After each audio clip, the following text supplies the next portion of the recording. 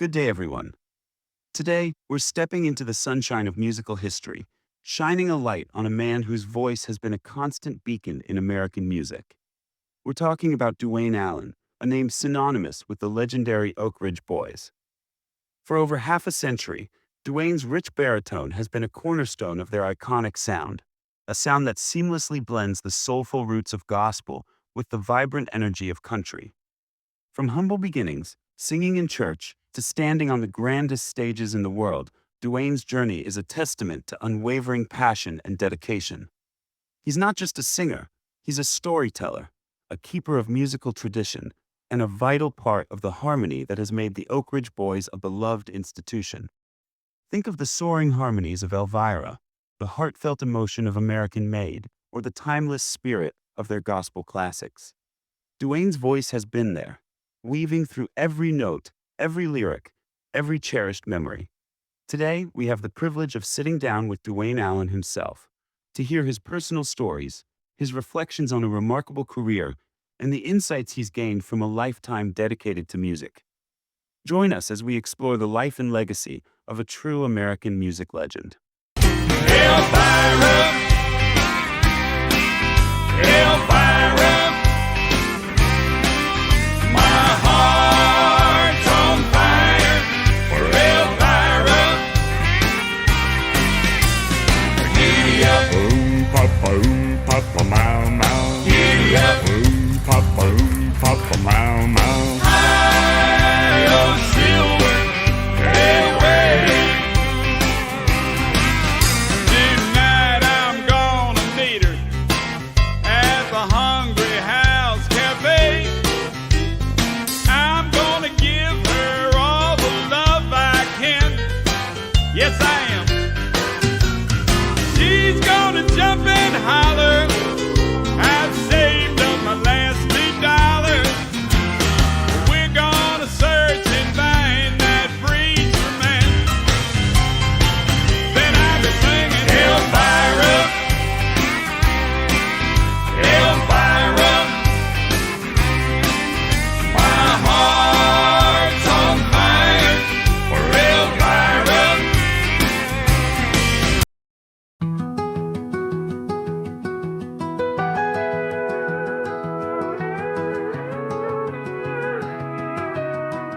In the heart of country music's timeless tradition, where stories are woven into the very fabric of our souls, gather round the table for a journey into the heart of the songs, the singers, and the stories that define our world.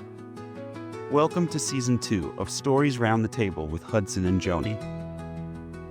Bringing you these unforgettable conversations, Hudson James, executive producer, co-host, and singer-songwriter. Hi, I'm Hudson James, and I'm incredibly passionate about sharing these stories with you. Season 2 delves deeper into the world of country music, revealing untold experiences and invaluable information.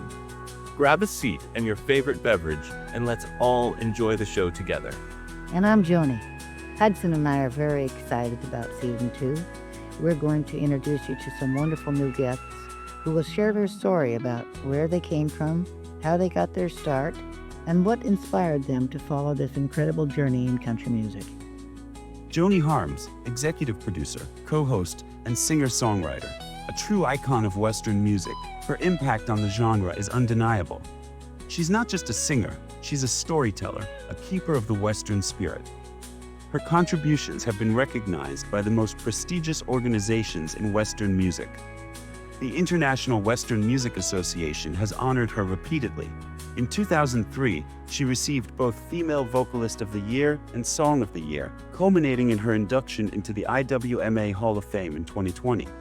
More recently, in 2022, she was awarded the Team Penning Co-Write Songwriting Contest Award. The Academy of Western Artists also recognized her exceptional talent, including naming her Entertainer of the Year in 2002. Jimmy Murphy, executive producer and music manager. Vernell Hackett, public relations director and journalist. In the heart of Nashville's vibrant music scene, she's a fixture, chronicling its history and shaping its narrative. Her byline appears in respected publications, including American Songwriter, and she has contributed to major news outlets like Reuters. From covering the CMA Awards to in-depth artist interviews, she's a respected voice, capturing the essence of the music, the stories behind the songs. Hello, listeners. This is Vernell Hackett, your Public Relations Director. We've got a fantastic lineup of guests this season, and we can't wait for you to experience these authentic conversations. Get ready to pull up a chair.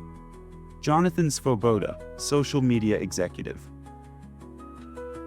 And Brett C. Burks, producer and singer-songwriter. Join Hudson and Joni as they sit down with the legends and the rising stars, sharing the tales behind the tunes, the laughter, and the tears that shape the soul of country music. Produced by the Story Weaver Studio. Well, Joni, season 1 is over with. Done. It's a wrap. And it was a great time. I mean, we gained so many new listeners each week. That it was wonderful. And so I am absolutely so excited for season 2 and all the guests we have on the show. I put him in love. Well, what's been going on with you lately? Well, I have been playing plenty of music of my own, which you know that I still love that. Did a bunch of shows in Arizona where it was nice and warm, got away from the Oregon wet weather, and enjoyed a little 80-degree type weather, but it's more like what you get to experience about every day. And also, the Art of the Cowgirl is always such a fun experience to see. Up and coming, 7 years in now, but it still has growing pains, and it's changed locations a few times and all that. But it's women, all about Western women who are showing their craft and their ability to do everything from saddle making to horse training to silversmithing, and even Olivia, my daughter, and I taught a writer's class, and we had a full house of 10 women, ages from 16 to 70. So it's really great. And so this kind of proves like does it. It's never too late to follow some of your passions and your dreams. And, that's kind of what we're doing with this podcast, isn't it, Hudson? Absolutely. Absolutely.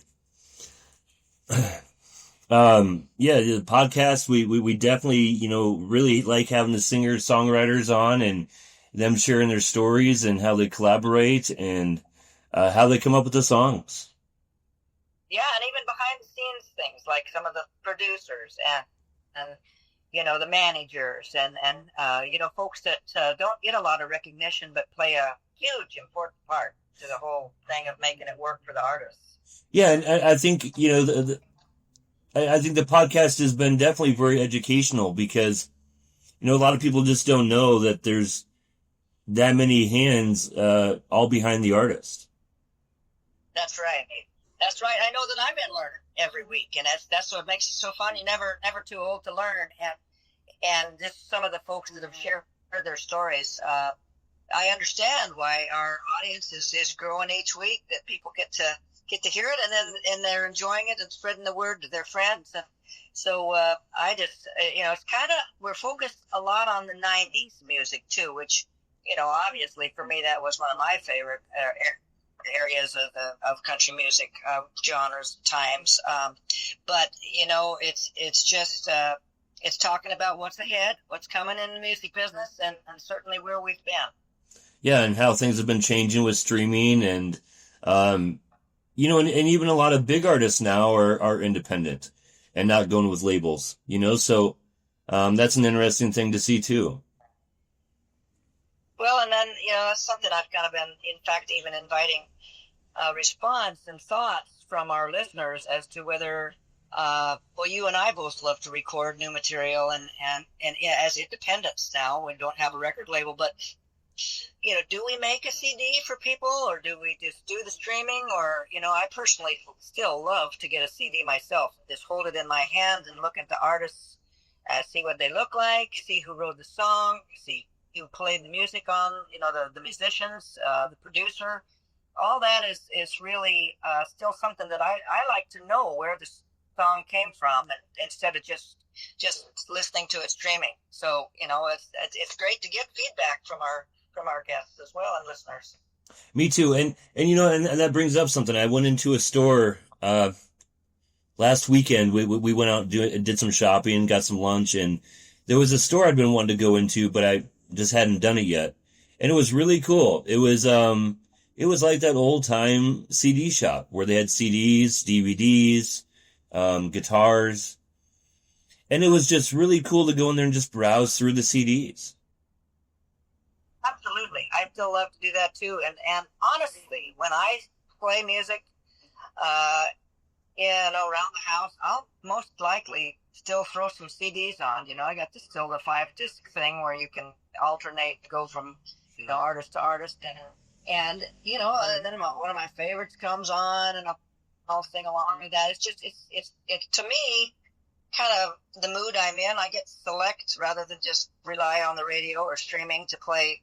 What I want. It's I know you can select what artist you want streaming to. I'm not saying that, but I don't know. Just the old-fashioned way still works for me. It's my preference as well. And sometimes the internet goes out. Sometimes it's slow, and then your songs buff. And I still just like having a CD where you can just throw it in and not have to rely on the internet for it. Absolutely. And we've been certainly interviewing some of the neatest people. I mean, Duane is on today's show, Duane Allen from the Oak Ridge Boys. And what a neat guy, and stories. He dug deep and shared so much with us. I mean, can't wait for our listeners to hear that. Oh yeah, this is this is an incredible experience to have someone like him on the show. Yeah, it's gonna be a great show. Great show. What was even neat is I honestly remember too when there were shows like Nashville Now. That's where I first met him. We were both on the Ralph Emery show, and got acquainted there, and it is just really neat. When that's another thing that I feel like is missing. That's why we're kind of trying to create this podcast too. Is that people want to hear about some of their favorite artists, and instead of just listening to them sing. I mean, that's certainly the frosting on the cake. But when you know their story a little bit more, and the Oak Ridge Boys have certainly been through some losses lately. They lost, several or a couple of their main guys, Joe Bonzo, and it's. But yet they're still going, and they just in fact released a brand new album. So Duane will be talking about that. Oh yeah, absolutely. Well, let's get into the show. Let's bring Duane Allen out. Grab your favorite beverage and gather us around the table. Absolutely. Hi, Duane. How are you? Oh, all is well. It's a beautiful day here in Hendersonville. Well, wonderful. You both are our neighbors, Portland. Well, I am actually in Sierra Vista, Arizona this morning. I had a couple of shows here over the weekend, and so I've been enjoying some sunshine instead of the cold, rainy weather. Well, we've got a beautiful sunny day here in Hendersonville today, so we can both enjoy some sunshine. Very good, very good. Well, it's nice to hear your voice again, and boy, goodness, you've had a lot of things going on lately, haven't you? Well, we had a very eventful last year, if I should just categorize it like that. And I'm thankful that we're on a new year, and I'm hoping for a better year this year, maybe not filled with so many events that were like last year. Yeah, of course.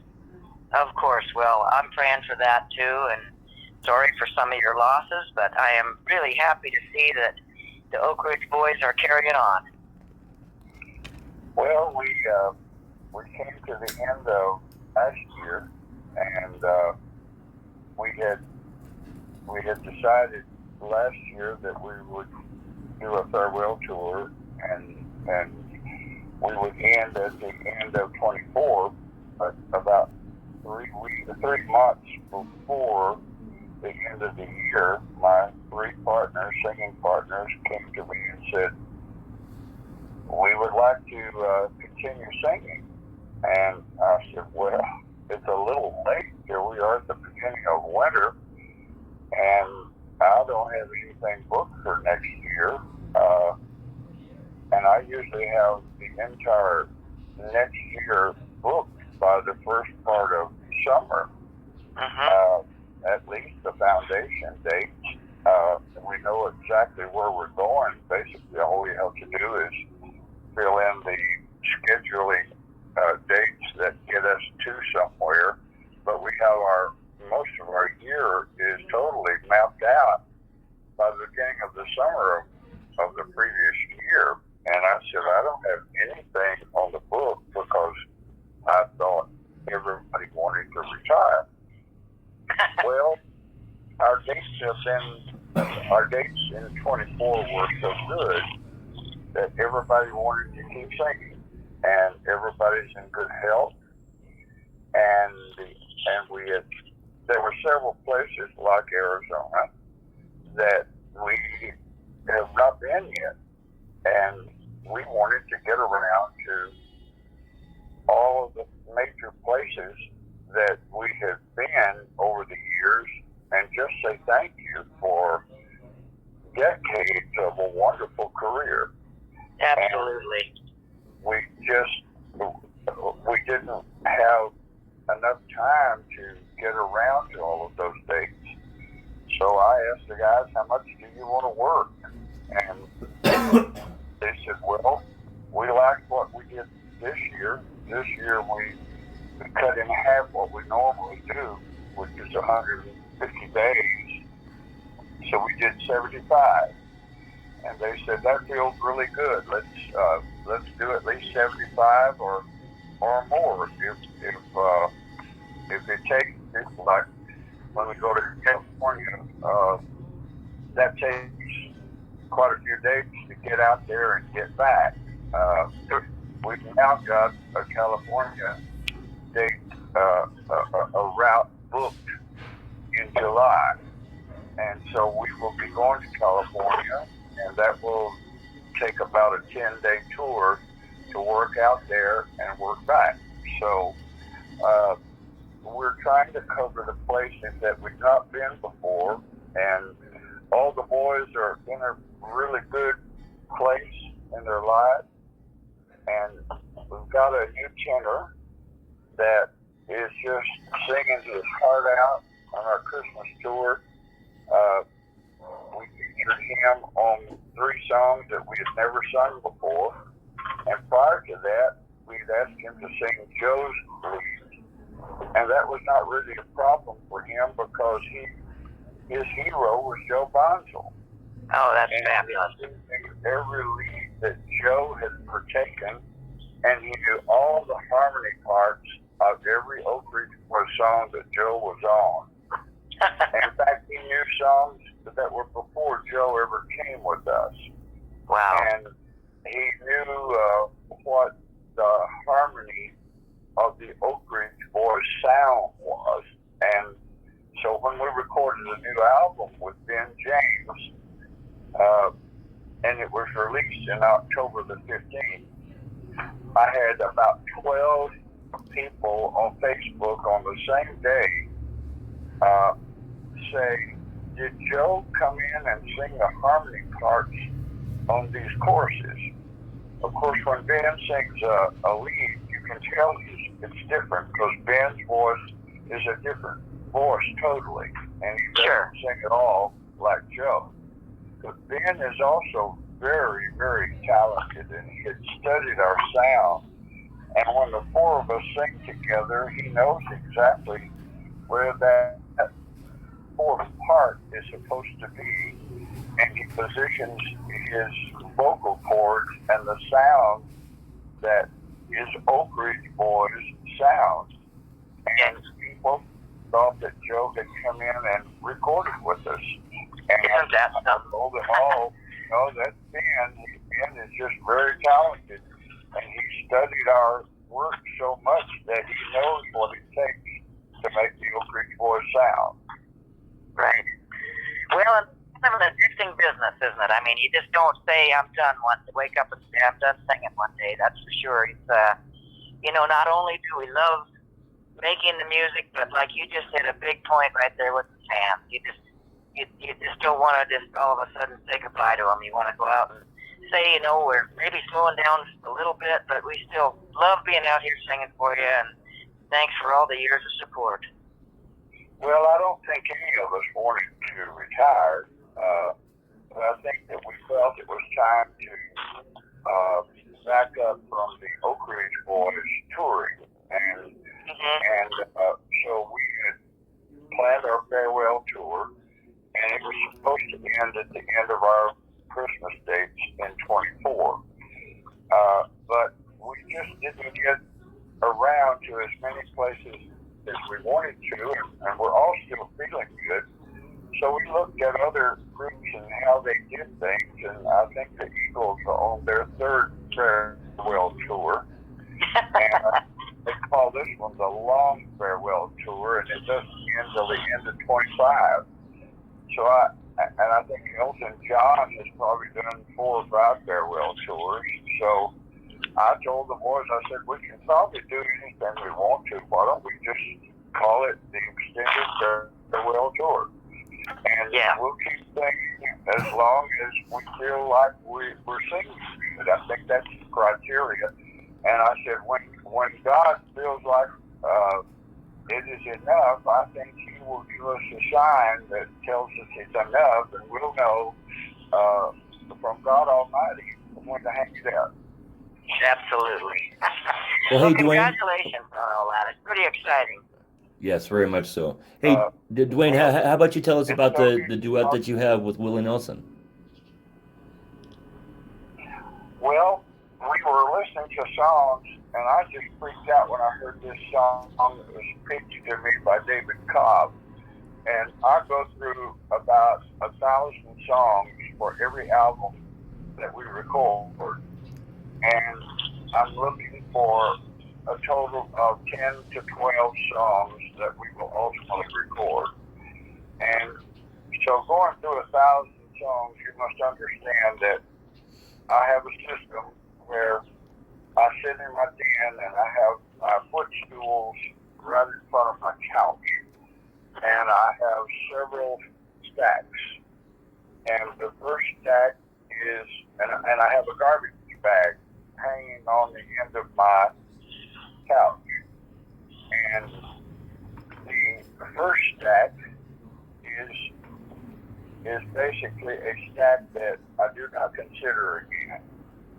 And some of the songs that I do not consider again go into the garbage bag, which is never thrown away.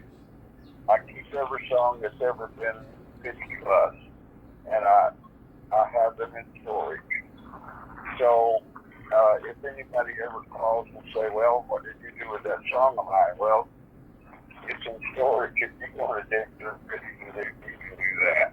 But there's probably 1,000 you're going to have to dig through. And the second stack of songs, and I use colored script paint and spell tip pens, and I put a green circle around anything that has a hook line or a melody or something about it, the harmonies, something about that song that fascinates me, but it's not enough that I can say, yes, I'm going to cut this. But I put that song and I underline the title of that song, and I put that song in the second stack. On the first stack, I underline with red the songs that I really like and I feel like are songs that I will want to record. And those songs are the ones that are the definite keepers. That's the shortest stack of all, by the way. The second stack I go back to in about 2 weeks.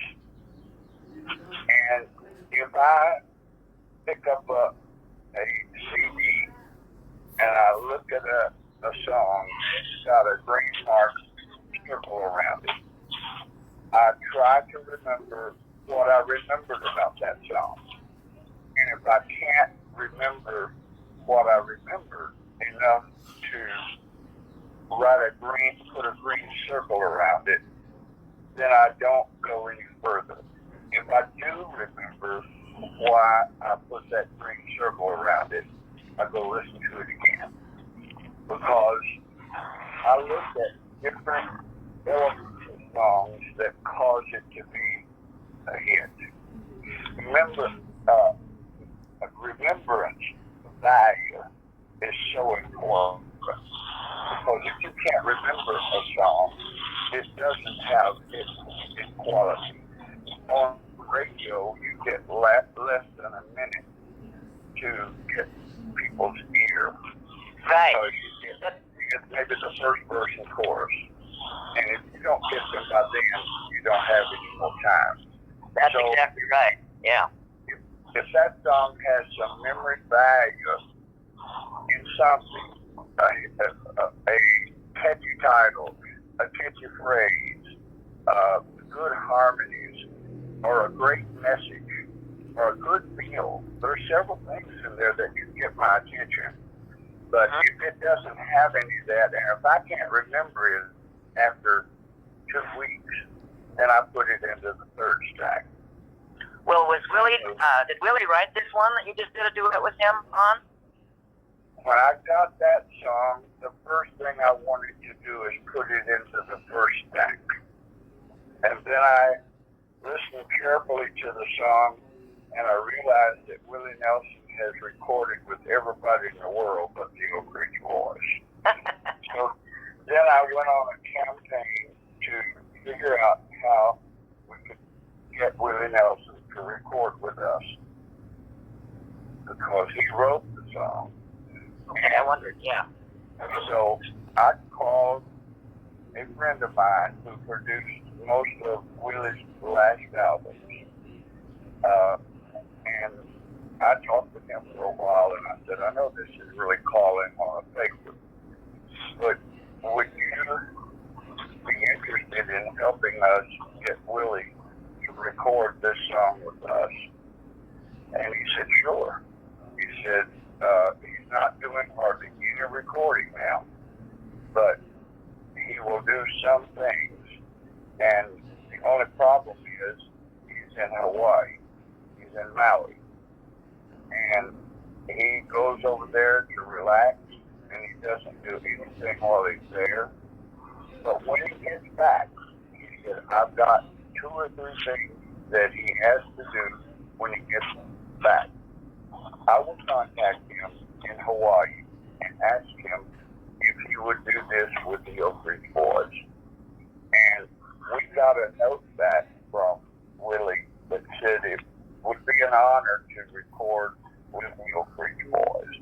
I will do it the first thing when I get back from Maui. Well, he did. And when I heard that recording that he did, when I heard the part that he sang, I was going through a long period of time, and I'll make this real short, but when I lost my wife in the first part of the year, which is like a year ago from right now, I was sitting up with her every day for 13 weeks. And when I got that recording with Willie Nelson singing his verse, it was probably the biggest blessing of my career for that period of time. And it gave me strength to do all I needed to do to finish that album. And we recorded, I actually cut all the tracks of that album during the time that my wife was dying. And but I got strength from all of these songs that we recorded on this album. And the album is called Mama's Boys. Yes, I've been listening to it. Yeah, the very album took us back to the ladies that brought us all into this world, that taught us all of the things that we would need to know as men later on in life. Some songs that talks about love and living and believing and trust and telling the taught us about faith and how to get along with people. And my mama taught me she taught music and how to sing and how to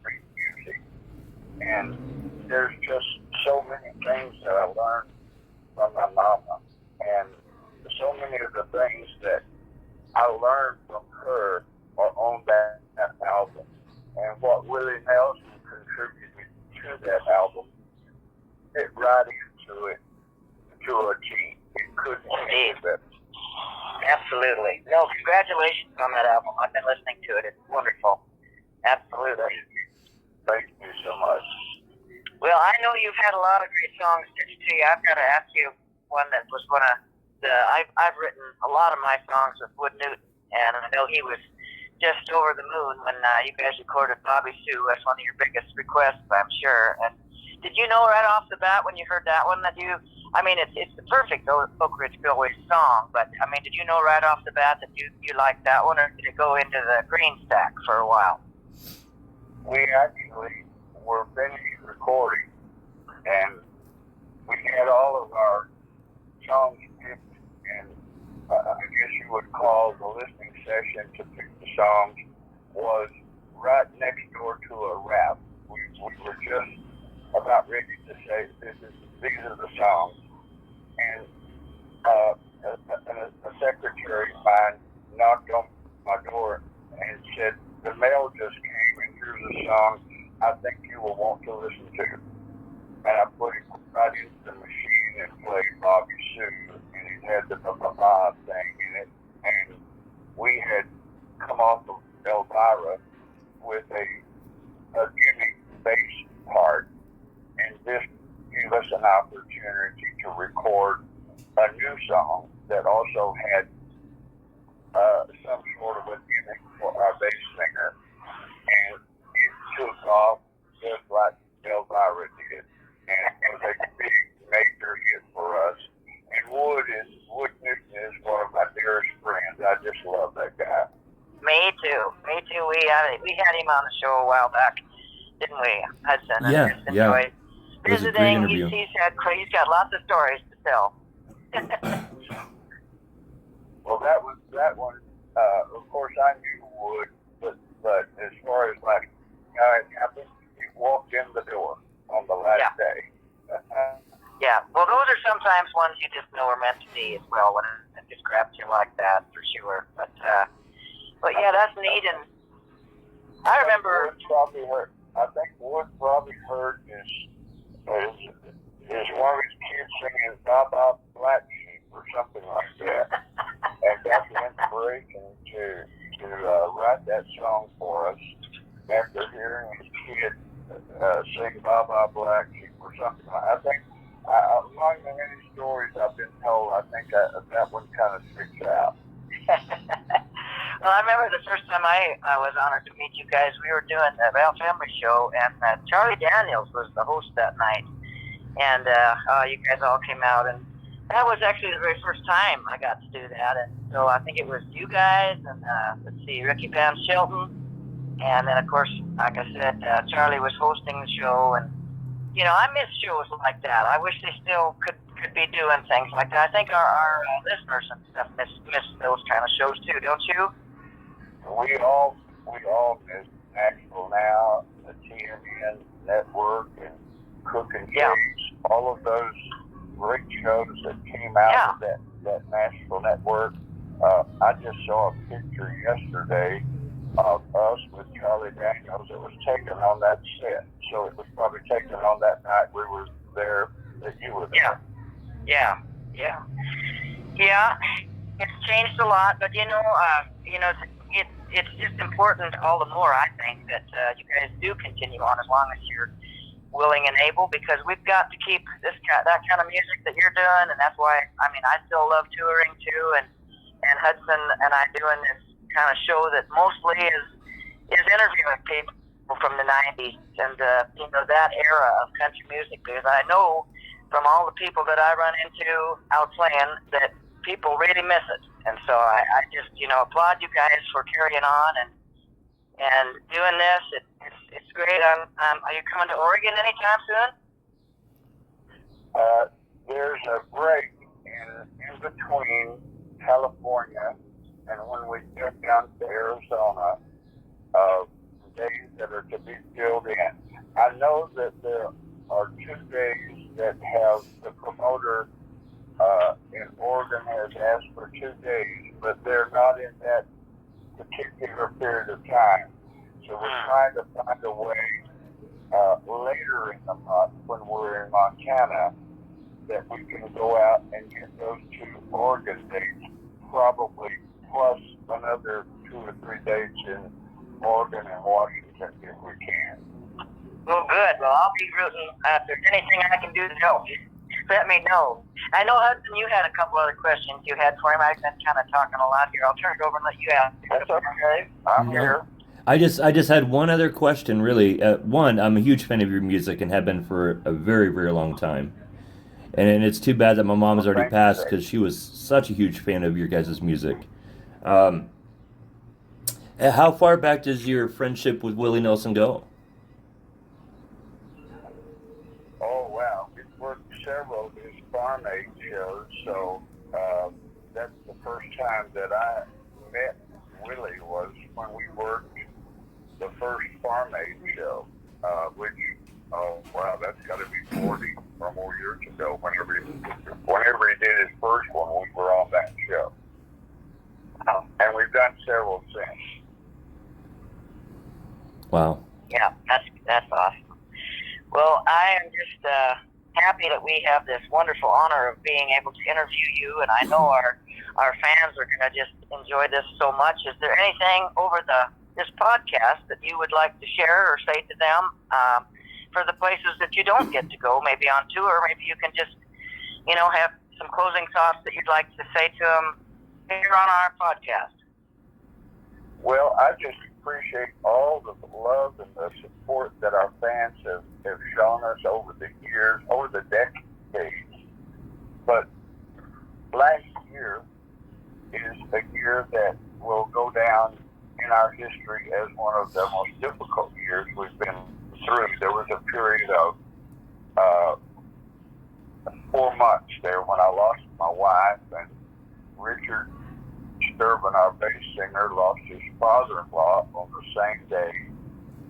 And then just a little later, Joe Bonzel, our tenor singer, passed away. And a few days later, Rusty Golden, William Lee Golden's oldest son, passed away. So we had 4 people representing the 4 of us that we all lost family members during a 4-month period of time. And if you go a little further, just in our family and in our Oak Ridge Boys family and our close friends that we do business with, in that 4-month period of time, we lost 16 people.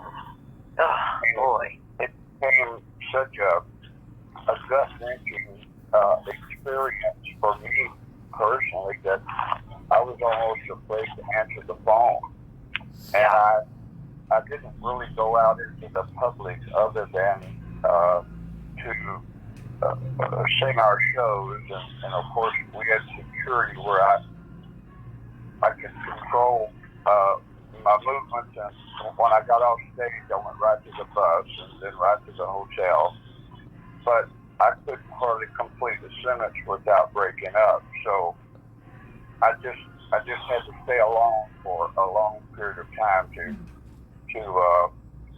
get myself together. But this weekend, I'm real proud of myself.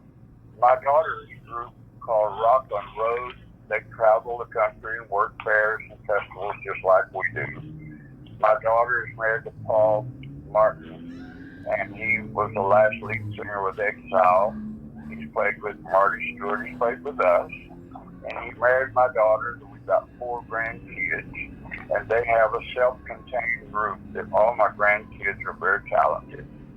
And they sang the national anthem on Saturday for the Vanderbilt basketball men's team who have played in Texas at Vanderbilt. And I went to that to support them. And then they were singing in church Sunday morning, so I went to church to support them. And I was real proud of myself because I was able to get out among the people, see people and let them express themselves to me without breaking up. And that felt good. So I think God is helping me to heal. And it's a new day today, and I've come a long come. But things are getting brighter for me personally, and God has really blessed the Oak Ridge Boys. We turn down more dates every year than we can work, and they're filling in the date book. Last week put 20 dates in the book, just 1 week, and we're booking the dates that we can get to, so that we can get out there and say thank you to the people. But we always thank God for His blessings and for keeping our group together, because we feel like we've got a work to do. Absolutely, you do. And that is probably going to be one of the most healing things for you, is to be able to get out there and sing and share your music and feel the love from all your fans and everything. Really, that's probably God's plan for you. And again, Hudson and I know we both just appreciate so much you taking the time to do this podcast with us, and wishing you only the best for all your touring coming up this year. Well, for so many years, a lot of people have come up to us and say, this song or that song or another song has really helped me get through hard times. Well, I can tell you, Hudson and Joni, music is a healer, and it has helped us. And we still need to get out there and sing, because we are still healing. And I think the reason people have kept coming to see the Oak Ridge Boys for so many years is because we're real people. We really hurt. We really feel good. We really have emotions. And they've always picked up on that. And those fans that we have are real fans. That's right. And we love the fans that we have, and we want to get out and see them, and we want to say thank you.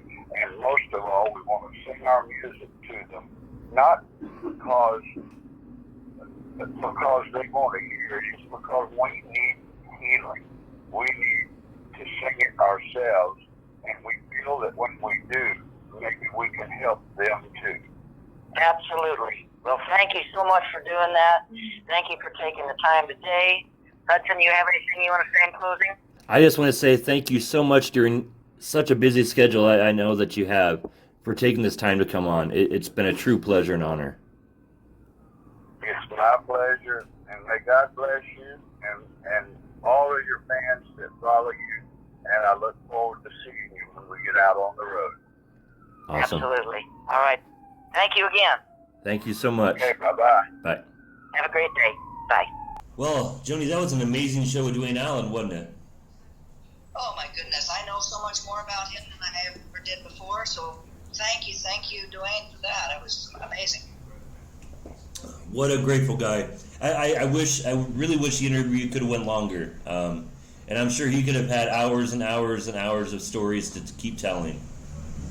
Well, I bet you he'll join us again if we all give him some good feedback from this one, because super guy, and it seemed like he enjoyed sharing those stories too, didn't it? Oh, absolutely. And it's actually pretty rare. He doesn't do interviews that often.